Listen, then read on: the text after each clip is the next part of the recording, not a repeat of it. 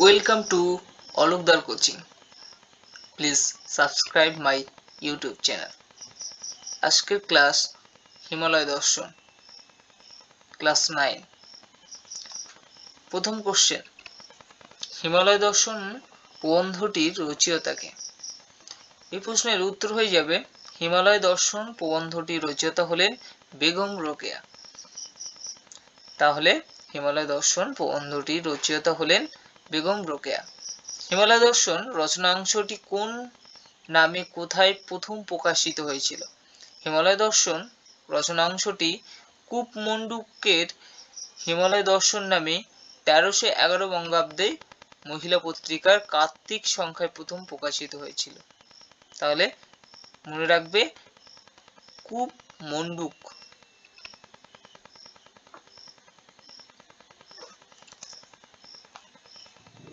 হিমালয় দর্শন রচনাংশে লেখিকার আলোচ্য বিষয় কি?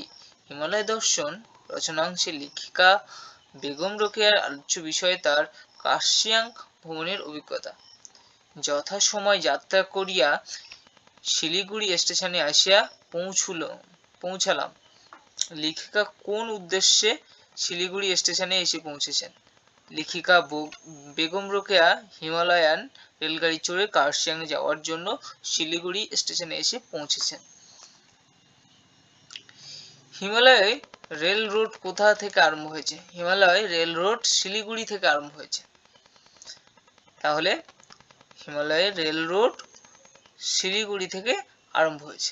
ইস্ট ইন্ডিয়া রেলগাড়ি ও ইস্টার্ন বেঙ্গল রেলগাড়ি এই দুয়ের মধ্যে কোনটি ছোট কোনটি বড়? ইস্ট ইন্ডিয়া রেলগাড়ি বড় আর ইস্টার্ন বেঙ্গল রেলগাড়ি ছোট। হিমালয়ান রেলগাড়ি আবার তাহার অপেক্ষায় ছোট। কার অপেক্ষায় ছোট? হিমালয়ান রেলগাড়ি ইস্টার্ন বেঙ্গল রেলগাড়ি অপেক্ষায় আকারে ছোট। বেশ সুন্দর দেখায়। হিমালয় দর্শন রচনাংশে লেখিকা কোন জিনিসকে বেশ সুন্দর দেখায় বলে মন্তব্য করেছেন? লেখিকা বেগম রোকেয়া ছোট ছোট হিমালয়ান রেলগাড়িগুলোকে খেলনা গাড়ির মতো সুন্দর দেখায় বলে মন্তব্য করেছেন। ক্ষুদ্র রেলগাড়িগুলিকে কিসের মতো দেখতে লাগে? হিমালয়ান রেলের ক্ষুদ্র রেলগাড়িগুলিকে খেলনা গাড়ির মতো সুন্দর দেখতে লাগে। হিমালয়ান রেলগাড়ির দুটি বৈশিষ্ট্য উল্লেখ করো। হিমালয় দর্শন প্রবন্ধে উল্লেখিত হিমালয়ান রেলগাড়ির দুটি বৈশিষ্ট্য হলো: 1. গাড়িগুলি খুব ছোট, 2. গাড়িগুলি অত্যন্ত নিচু। যাত্রীগণ ইচ্ছে করলে অনায়াসে উঠিতে ও নামিতে পারেন। যাত্রীরা কোথা থেকে ওঠানামা করতে পারেন। আয়তনে বেশ ছোট এবং খেলনা গাড়ির মতো দেখতে হিমালয়ান রেলগাড়ি থেকে ইচ্ছে মতো যাত্রীরা ওঠানামা করতে পারেন। পথের দুই ধারে মনোরম দৃশ্য। মনোরম দৃশ্যটি কি? শিলিগুড়ি থেকে কার্শিয়াং যাওয়ার পথের দুই দিকে কোথাও অতি উচ্চ পর্বতশৃঙ্গ, আবার কোথাও নিবিড় অরণ্য দেখা যায়। এখন শীত বোধহয় হয় না। সমুদ্রপৃষ্ঠ থেকে কত উপরে উঠে লেখিকা শীত বোধ করেননি। কার্শিয়াং যাওয়ার পথে বেগম রোকেয়া সমুদ্রপৃষ্ঠ থেকে প্রায় 3000 ফুট উপরে উঠেও শীত বোধ করেননি। মেঘের ভিতর দিয়ে চলিয়াছি। কখন লেখিকা মেঘের ভিতর দিয়ে চলেছেন? রেলগাড়িতে কার্শিয়াং যাওয়ার সময়ে সমুদ্রপৃষ্ঠ থেকে 3000 ফিট উচ্চতায় লেখিকা মনে হয়েছে তিনি মেঘের ভিতর দিয়ে চলেছেন। সহসা নদী কেবল ভ্রম জন্মে। কি দেখে নদী বলে ভুল হয়? কার্শিয়াং যাত্রাকালে 3000 ফিট উচ্চতা থেকে নিচের উপত্যকায় সাদা কুয়াশা দেখে লেখিকার নদী বলে ভুল হয়েছে। সকলেই মনোহর। কিসের কথা বলা হয়েছে? কার্শিয়াং যাওয়ার পথে গাছ লতা ঘাস পাতা সমস্ত কিছুকেই লেখিকার মনোহর বলে মনে হয়েছে। প্রকৃতির শোভা আরো শতগুণ বৃদ্ধি করিয়াছে। কিসের জন্য প্রকৃতির শোভা আরো শতগুণ বৃদ্ধি পেয়েছে? লেখিকার মতে সবুজ চায়ের ক্ষেতগুলির জন্য পার্বত্য অঞ্চলে প্রকৃতির শোভা যেন আরো শতগুণ বৃদ্ধি পেয়েছে। দূর হইতে সারি সারি চারা গাছ বড় সুন্দর বোধ হয়। কিসের চারাকে বড় সুন্দর দেখায়? দূর থেকে সবুজ রঙের চা গাছের সারিবদ্ধ চারাগুলিকে বড় সুন্দর দেখায়। ধরণীর সীমান্তের ন্যায় দেখায়। কাকে ধরণীর সীমান্তের মতো দেখায়? দূর থেকে সারিবদ্ধ চা গাছের মধ্য দিয়ে গাছের চলার সংকীর্ণ পথগুলিকে ধরণীর সীমান্ত বলে মনে হয়। ইহার সৌন্দর্য বর্ণনাতীত। কার সৌন্দর্যের কথা বলা হয়েছে? হিমালয়ান রেলপথ ধরে কার্শিয়াং যাওয়ার সময় লেখিকা অনেকগুলি জলপ্রপাত দেখেছিলেন। তার সৌন্দর্যের কথা বলা হয়েছে। ইহার সৌন্দর্য বর্ণনাতীত। কোথা থেকে লেখিকা সেই সুন্দরকে দেখেছেন? শিলিগুড়ি থেকে কার্শিয়াং যাওয়ার পথে ট্রেন থেকে লেখিকা বেগম রোকেয়া জলপ্রপাতের বর্ণনাতীত সৌন্দর্য দেখেছেন। ইহারা কোথায় চলিয়াছে? কখন লেখিকার মনে এইরূপ চিন্তার উদয় হয়েছে? কার্শিয়াং যাওয়ার পথে রেল থেকে অনেকগুলি জলপ্রপাত দেখে লেখিকার মনে এইরূপ চিন্তার উদয় হয়েছিল। একথা সহসা বিশ্বাস হয় কি? এখানে কোন কথা বিশ্বাস করার কথা বলা হয়েছে? লেখিকা হিমালয়ান রেলপথে দেখা জলপ্রপাতগুলির কোনো একটি বিশাল গঙ্গা নদীর উৎস, একথা সহসা বিশ্বাস হয় না। এই কথাটি লেখিকা বলতে চেয়েছেন।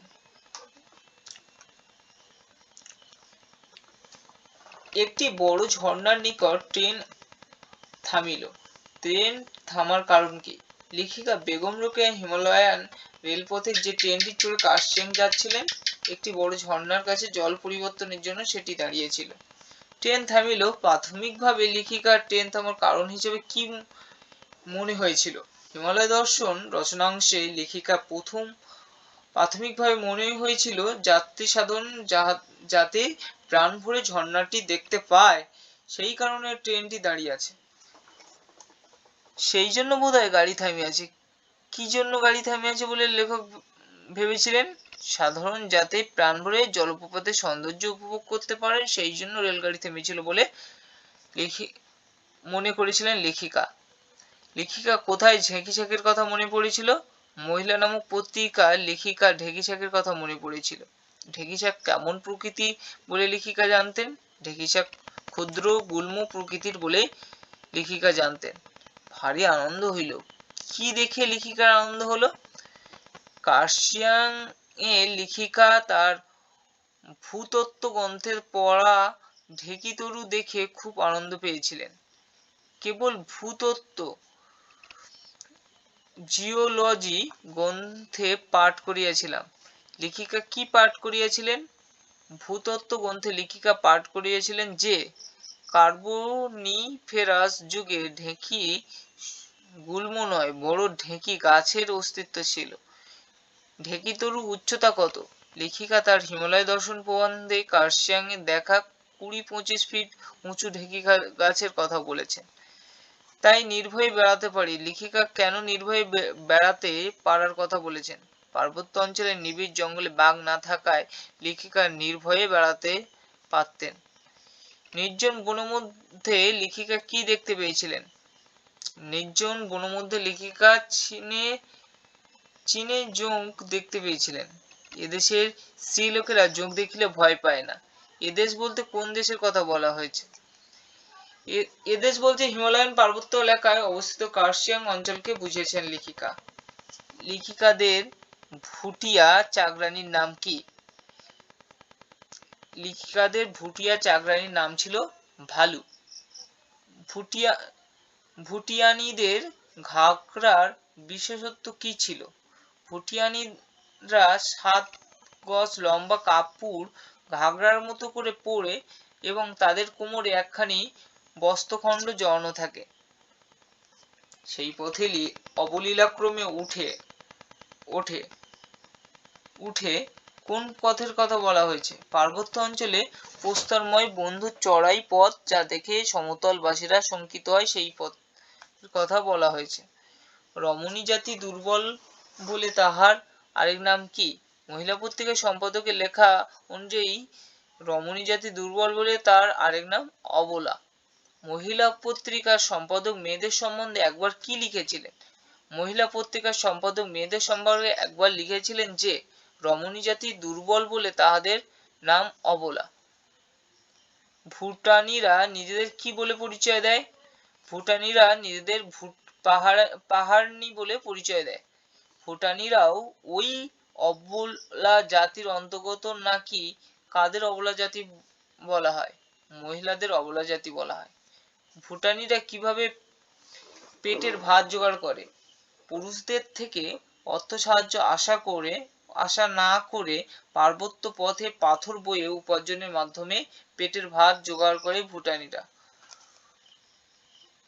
পুরুষেরা বেশি বোঝা বহন করে না। কোন পুরুষের কথা বলা আছে?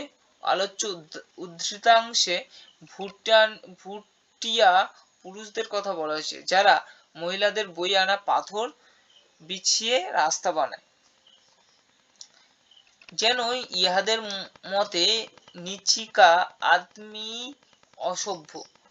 কাদের মতে নিচেকা আদমি অসভ্য? পাহাড়বাসী ভুটানিদের মতে নিচিকা আদমি অর্থাৎ সমতলবাসীরা অসভ্য। ইহারা ক্রমশ সদ্গুণ রাজি হারাইতেছে। কাদের কোন সদ্গুণ রাজির কথা এখানে বলা হয়েছে? আলোচ্য উদ্ধৃতাংশে ভুটানি রমণীদের পরিশ্রমী, কর্মপ্রিয়, সাহসী, সত্যবাদী প্রভৃতি সদ্গুণের কথা বলা হয়েছে।